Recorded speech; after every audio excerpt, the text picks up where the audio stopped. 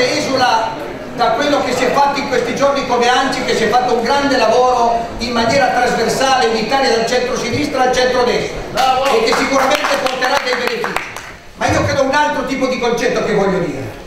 Bisogna, non dico lottare perché non mi piace la parola lottare tra istituzioni, ma bisogna spingere in maniera tale di ridare l'autonomia ai comuni, perché quando un sindaco ha le risorse in casa fatte dal proprio comune possa assumere chi vuole, possa fare un lavoro che vuole.